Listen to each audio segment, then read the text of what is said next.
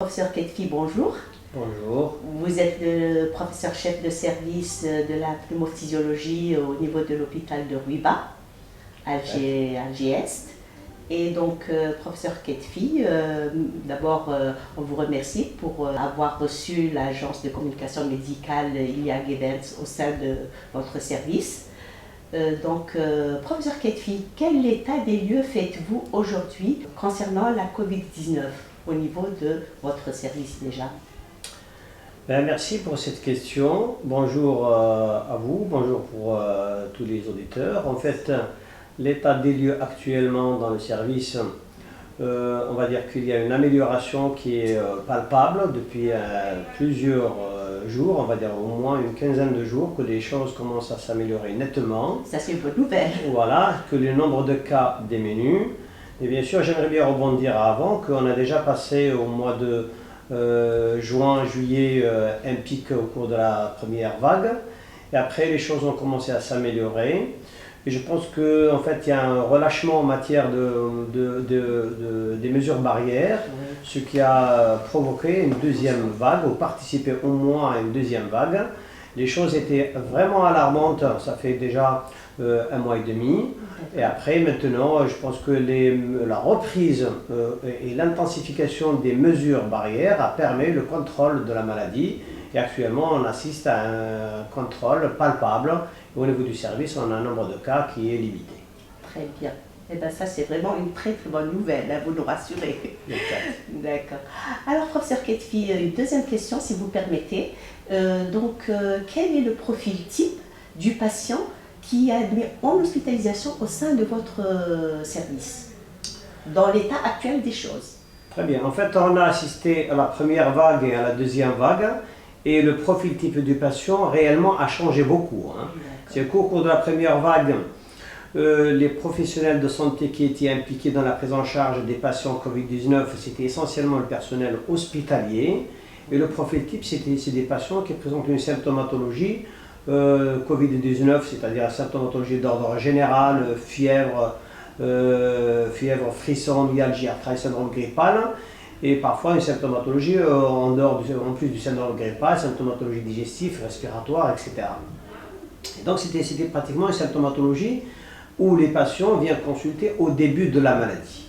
Les choses ont changé cette fois-ci, ont changé parce qu'actuellement on assiste au niveau de l'hôpital à une population qui est pratiquement totalement différente et que les patients viennent à un stade plus ou moins avancé de la maladie. Que les gens ne consultent en milieu hospitalier ou ne viennent à l'hôpital que le moment où ils sont à un stade évolué de la maladie, essentiellement en détresse respiratoire. Malheureusement. Et ça nous pose un problème de prise en charge.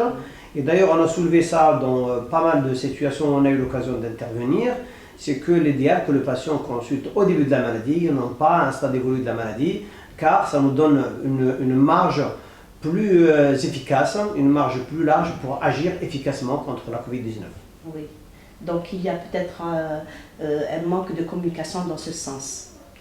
Non, je pense que plutôt parce que la première vague, c'était plutôt l'hôpital qui était impliqué à la première, à la façade au premier ordre de la prise en charge des patients Covid-19. Et deuxième vague, pratiquement, il y a beaucoup d'intervenants, pratiquement toute la communauté médicale a été impliquée, et que les patients ne consultent plus à l'hôpital, ils consultent plutôt chez les médecins privés, ils consultent au niveau des polycliniques. Et par conséquent, on a une sorte de sélection de malades et on reçoit que les patients qui sont à un stade avancé de la maladie et surtout en détresse respiratoire. Et ça, c'est quand même une bonne chose alors.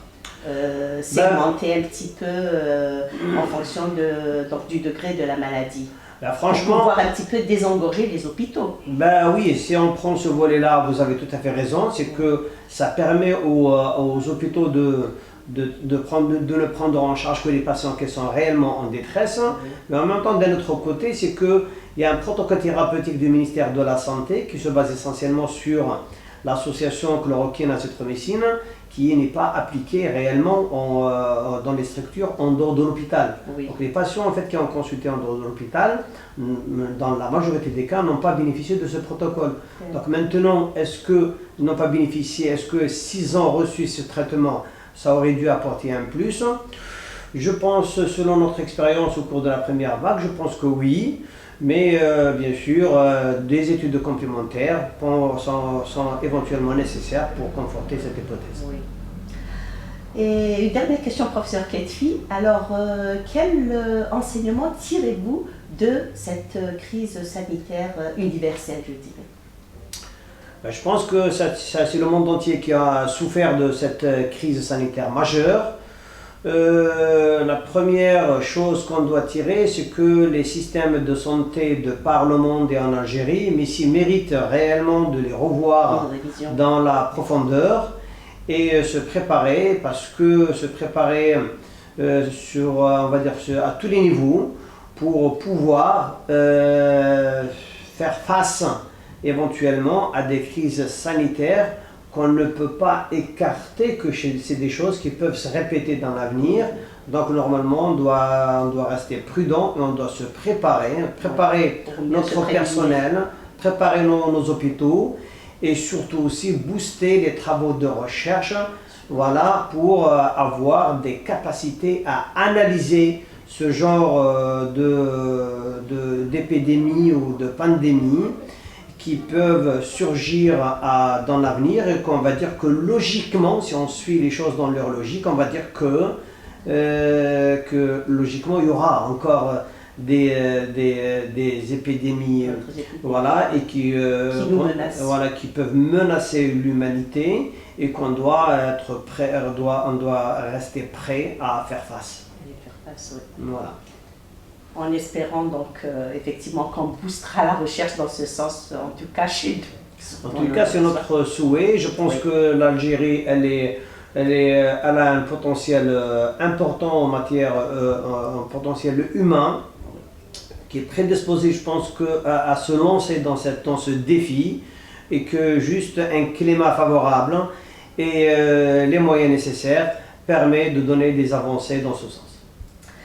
Eh bien, merci beaucoup, professeur Ketfi. Je vous en prie. Merci de nous avoir reçus dans votre service et de nous avoir éclairé sur ce problème de la Covid-19, en espérant donc qu'il y ait une bonne issue à cette endémie. Merci, professeur. Merci. Merci à vous.